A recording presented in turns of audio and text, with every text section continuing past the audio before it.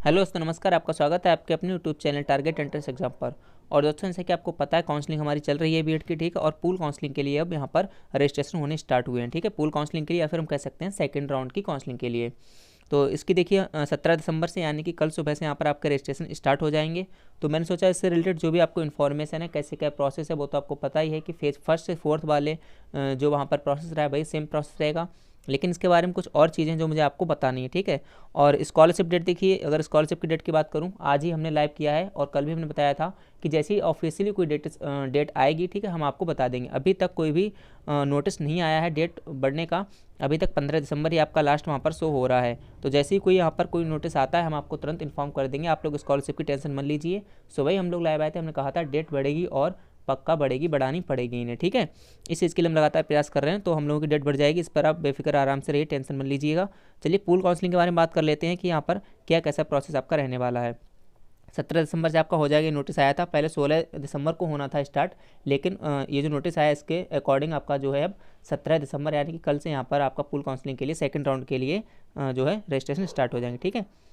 चलिए यहाँ पर देख लेते हैं। देखिए पूल काउंसलिंग है ये आपका, या आप सेकंड राउंड भी इसे कह सकते हैं या फिर पूल काउंसलिंग कह सकते हैं। बात यहाँ पर एक ही है, ठीक है। यहाँ पर कोई आपकी अलग अलग बात नहीं है, दोनों एक ही बातें हैं।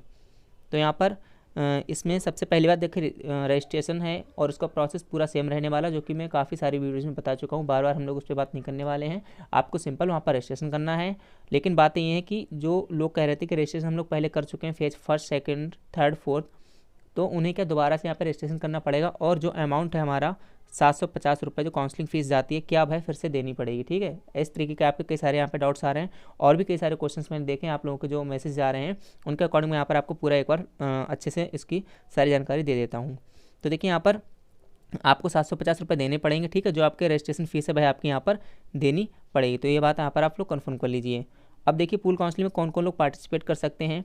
देखिए यहाँ पर सिर्फ वही लोग पार्टिसिपेट कर सकते हैं जिनको फर्स्ट या फिर मतलब फर्स्ट राउंड का मतलब हो जाएगा आपका, ये देखिए फर्स्ट राउंड यहाँ पर लिखा हुआ है।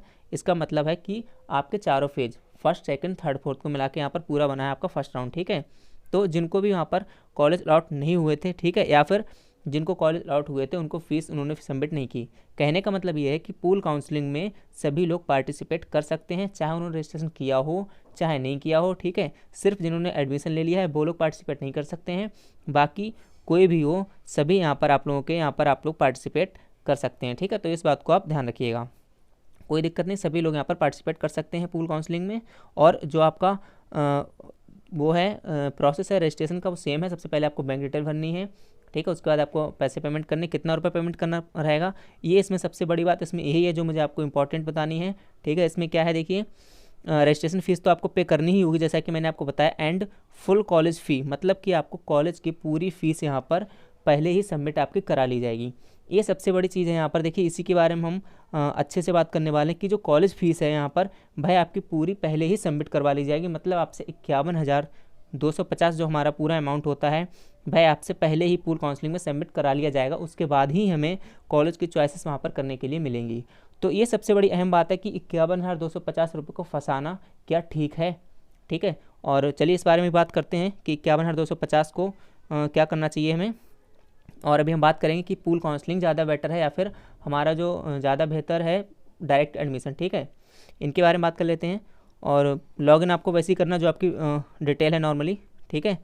उसी से आपका रजिस्ट्रेशन नंबर वगैरह आईडी पासवर्ड से यहाँ पर लॉगिन हो जाएगा और आप वहाँ से रजिस्ट्रेशन का पूरा प्रोसेस कर सकते हैं। उसके बाद कॉलेज चॉइस कर सकते हैं, ठीक, जैसा कि हमने बताया। और फिर उसके बाद आपको college allotment letter, college allotment result आ जाएगा। उसके बाद आपको पूरी फीस तो सबमिट करनी नहीं हो क्योंकि आप लोग पहले ही पूरी फीस सबमिट कर चुके हैं, ठीक। यहाँ पर देखिए स्टेप 2 जो है, जैसा कि यहाँ पर बताया गया था कि काउंसलिंग फ़ीस इज़ 750, ये आपको देनी पड़ेगी जो कि हमारी नॉन रिफंडेबल है, ठीक। एंड 51,250, यानी कि आपको 51,250, मैं अभी ऊपर बताना आपको भूल गया था, प्लस 750, इतना आपको अमाउंट यहाँ पर जो है पे करना होगा। तो इतना बड़ा अमाउंट पे करेंगे हम कब, कॉलेज चूज़ करने से पहले। तो ये अपने आप में काफ़ी बड़ा अमाउंट हो जाता है, ठीक है। 51,250 मेरे हिसाब से काफ़ी बड़ा आप लोगों के लिए भी होगा। तो यहाँ पर इस कॉलेज इतने बड़े अमाउंट को यहाँ पर फंसाना ठीक है या नहीं है, क्योंकि इसमें देखिए बाद में लिखा है कि यहाँ पर this amount will not be refunded if the candidate is allotted a college. मतलब आपको अगर कोई भी कॉलेज अलॉट हो जाता है तो आपकी ये फ़ीस जो है वापस नहीं होगी। अब अगर कॉलेज अलॉट नहीं भी होता है, ठीक है, कॉलेज अलॉट नहीं होता उसके बाद भी फीस अगर वापस होगी तो आपको ऐसा पता है कि जिनको कॉलेज अलॉटमेंट नहीं हुआ था उनके जो 5,000 रुपये हैं वह अभी तक नहीं आए, क्योंकि इसमें अच्छा खासा टाइम लग जाता है।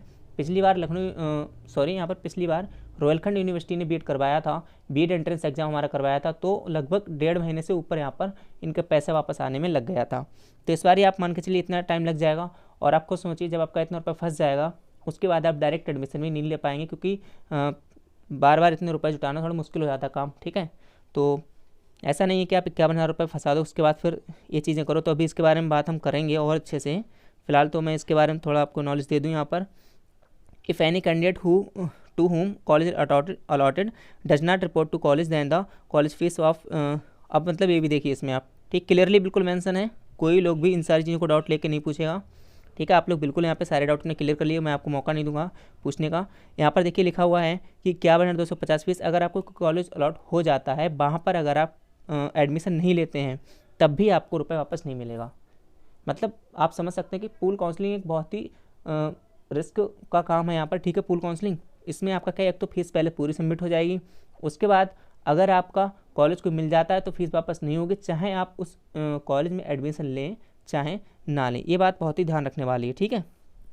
चलिए फिर देखते हैं यहाँ पर, if no college allotted to candidate in pool counselling then college fees इतनी, मतलब जो भी आपकी 51,250 है विल बी रिफंडेड। फिर मतलब उनके अकाउंट सिर्फ एक ही दशा में यहाँ पर फीस वापस करी जाएगी, एक ही कंडीशन में, जब कॉलेज को अलॉट ना हो, ठीक है। तो ये चीज़ आपको बिल्कुल क्लियर हो गई होगी कि आपके 51,250 रुपये सबमिट होंगे, कॉलेज अलॉट होगा तो आपकी फ़ीस वापस नहीं आएगी, चाहे आप एडमिशन लें चाहे ना लें। सिर्फ फीस एक ही कंडीशन वापस आएगी, जब आपको कोई भी कॉलेज अलॉटमेंट नहीं होता है तभी आपकी फ़ीस वापस होगी, इसके अलावा नहीं होगी। इसके बाद जो चॉइस फिलिंग का प्रोसेस है सेम रहने वाला। सबसे पहले संस्कृत का ऑप्शन दिखेगा, उसमें आपको येस और नो करना है। उसके बाद अपने कई सारे आप लोग कॉलेज भर सकते हैं, जो भी आप चाहें उनको प्रेफरेंस देके आप अच्छे से कॉलेज यहाँ पर भर सकते हैं, ठीक है। फिर यहाँ पर देखिए कॉलेज अलॉटमेंट आपका वही रिजल्ट आ जाएगा, उसके बाद आप सारी चीज़ें कर सकते हैं। तो और इसकी अगर मैं डेट की बात करूँ तो यहाँ पर देखिए पहले जब 16 का प्रोसेस तो उस तरीके से था, अब यहाँ पर जो है इसका प्रोसेस थोड़ा चेंज हो जाएगा, क्योंकि डेट जो है हमारी 17 दिसंबर हो गई, यानी कि कल से यहाँ पर आपके रजिस्ट्रेशन प्रारंभ होंगे। तो देखिए ये था दोस्तों, जैसे कि आपको मैंने सभी लोगों को बता दिया है कि हमारा पूल काउंसलिंग का क्या प्रोसेस रहने वाला है। मेन चीज़ इसमें सबसे जो बड़ी जो चीज़ आ रही है वह है फीस को लेकर, जो कि 51,250 है, ठीक है। 51,250 प्लस 750, जो कि हमें आपको पहले ही सबमिट करने रहेंगे। तो ये सबसे मेन चीज़ है। अब देखिए अगर मैं बात करना चाहूँ कि आपको पूल काउंसलिंग में रजिस्ट्रेशन करना चाहिए या फिर नहीं करना चाहिए, तो देखिए आप लोग रजिस्ट्रेशन करने से पहले एक बार जहाँ भी आप जिस कॉलेज में एडमिशन लेना चाह रहे हैं, सबसे पहले आप उस कॉलेज को कांटेक्ट करिए, उस कॉलेज को जाइए, वहाँ पर फ़ोन से कांटेक्ट मत करिए, वहाँ आप जाइए, ठीक है। फेस टू फेस उनसे बात करिए, उनसे मिलिए, उनसे पूछिए कि हमारा एडमिशन क्या श्योर है कि हो जाएगा, आपके यहाँ कितनी सीट्स खाली हैं, इसका अच्छा ब्यौरा वही दे सकते हैं। अभी कोई भी वहाँ से नोटिस जारी नहीं हुआ, मैंने सोचा था आप लोगों को बता दूंगा कि कहाँ कितनी सीट्स खाली हैं, तो अभी ऐसा कोई भी वहाँ से नोटिस जारी नहीं हुआ है, कोई भी कॉलेज की लिस्ट यहाँ पर नहीं आई है। पिछली बार उन्होंने किया था फर्स्ट फेज़ के बाद यहाँ पर दे दिया था, लेकिन अभी ऐसा इसका कोई ब्यौरा नहीं दिया इन्होंने सीटों का। तो सबसे बेहतर विकल्प यही है कि आप लोग जिस भी कॉलेज में एडमिशन लेना चाहते हैं वहाँ पर आप जाइए, उनसे कांटेक्ट करिए, ठीक है, उनसे पूछिए। जब आपको लगे, जब वो कहें कि हाँ एडमिशन पक्का हो जाएगा हमारे यहाँ, तभी आप पूल काउंसलिंग में रजिस्ट्रेशन कराइए, अदरवाइज मत कराइए, ठीक है। इससे बेहतर है कि आप लोग पूल काउंसलिंग के बजाय डायरेक्ट एडमिशन लें, सीधे कॉलेज के कांटेक्ट करें, वहाँ पूछें आपके सीट्स खाली हैं, अगर खाली हैं तो आप आराम से यहाँ पे एडमिशन ले सकते हैं। एडमिशन्स का सीटों का भी कोई भी ब्यौरा नहीं आया है कि कहाँ किस कॉलेज में कितनी सीट्स खाली, ये आपको कॉलेज वाले ही बेहतर और अच्छी तरीके से बता सकते हैं। तो अब आपके ऊपर फैसला है कि आप लोग पूल काउंसलिंग जाना चाहते हैं नहीं जाना चाहते हैं।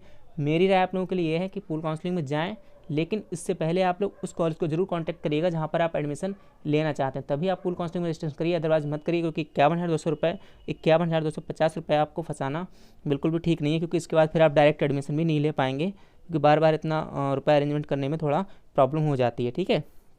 तो आपको आई थिंक मैंने बता दिया है बिल्कुल साफ, जो भी है कंडीशन आप लोग अपने हिसाब से कर सकते हैं, रजिस्ट्रेशन करना है नहीं करना है, लेकिन सबसे पहले कॉलेज में ज़रूर आप वहाँ पर कांटेक्ट करिए, उसके बाद ही आप रजिस्ट्रेशन करिए आराम से, कोई जल्दबाजी यहाँ पर नहीं है, ठीक है। तो चलिए ये सारी बातें थी, और स्कॉलरशिप की जैसी लास्ट जो है एक्सटेंड होती है मैं आपको तुरंत वहाँ पर इन्फॉर्म कर दूँगा। और आप लोग जुड़े रहिए, ठीक है, आप लोग जुड़े रहिए। और जो भी हमारे बीएड के जितने भी साथी, स्पेशली मैं बार बार कह रहा हूँ कि जो हमारा 2020-22 वाला ये जो बैच है, यूपी बीएड वाला, स्पेशली इनके लिए मैं बोल रहा हूँ। आपके जितने भी हमारे साथ के साथी हैं, आप सभी को जोड़िए, ठीक है, सभी के साथ शेयर करिएगा, क्योंकि हम आपका पूरा साथ देने वाले हैं आपके इस पूरे 2 साल के सफ़र में। जो भी आपको दिक्कत हो आप बिल्कुल पूछिएगा, ठीक है। मैं अभी एक व्हाट्सअप ग्रुप बनाने की सोच रहा हूँ, जिसमें हम अपने जो भी हमारे बीएड के जितने भी साथी हैं उन सबको वहाँ पर जोड़ लें, ठीक है, जिससे हम वहाँ पर और अच्छे से आप लोगों से बात कर पाएँ। चलिए, जय हिंद, जय भारत।